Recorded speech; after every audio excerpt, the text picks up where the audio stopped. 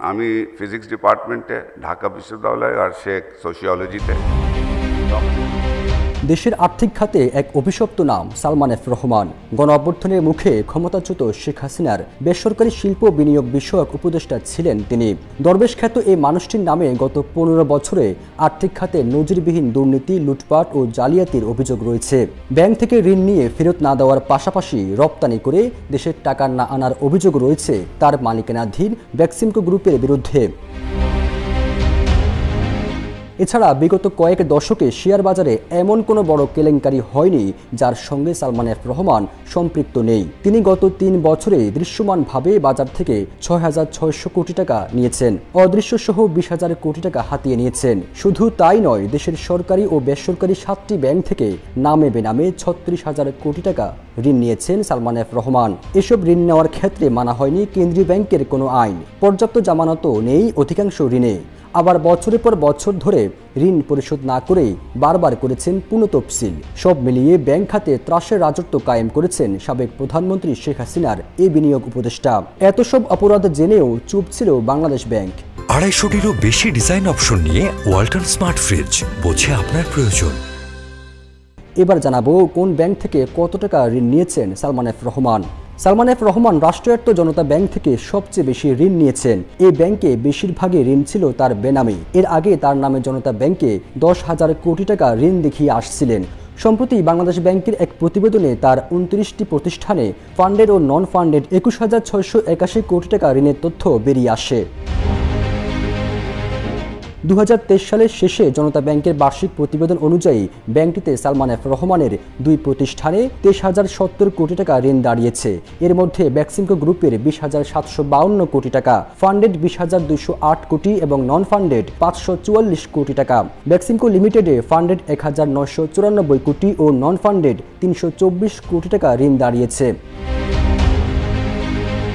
Salman F Rahman নিজের মালিকানাধীন IFIC bank থেকে মোটা অঙ্কের ঋণ নিয়েছেন।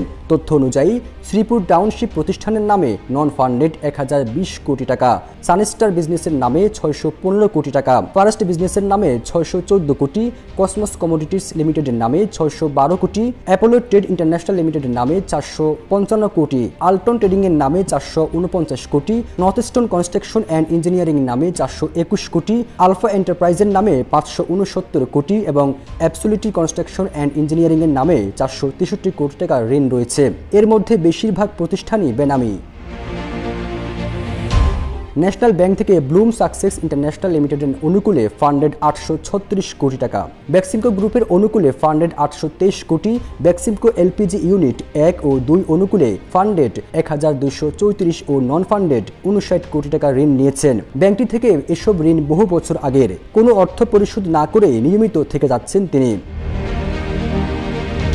তথ্য অনুযায়ী অগ্রণী ব্যাংক থেকে বেক্সিমকো লিমিটেড ফান্ডেড 663 কোটি টাকা, বেক্সিমকো ফার্মাসিউটিক্যালস লিমিটেড নিয়েছে ফান্ডেড 375 কোটি টাকা এবং বেক্সিমকো কমিউনিকেশন লিমিটেড ফান্ডেড 300 কোটি ও নন ফান্ডেড 71 কোটি টাকা ঋণ নিয়েছে।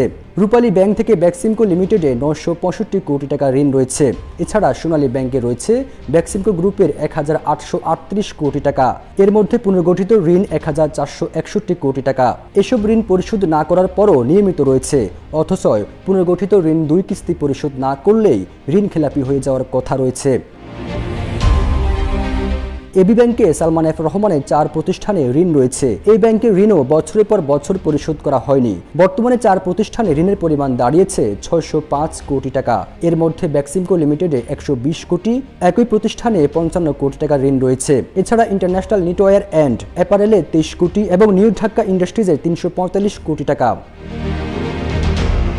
কয়েকটি ব্যাংকের ব্যবস্থাপনা পরিচালক গণমাধ্যমকে জানান, সালমান এফ রহমান এতটাই প্রভাবশালী ছিলেন যে কিস্তি পরিশোধ না করলেও তাদের কিছুই বলা যেত না।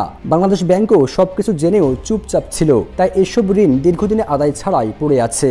ঋণগুলো পর্যাপ্ত জামানত ছাড়া দেওয়ার কারণে টাকা ফেরত পাওয়ার নিয়ে শঙ্কা রয়েছে। তারা আরও বলেন, সরকার পরিবর্তন হয়েছে, এখন যদি সম্পত্তি বাজেয়াপ্ত করে তাহলে কিছু টাকা হলেও উদ্ধার করা যাবে। তাই সরকারের উচিত হবে এসব ঋণের বিষয় নজর দেওয়া।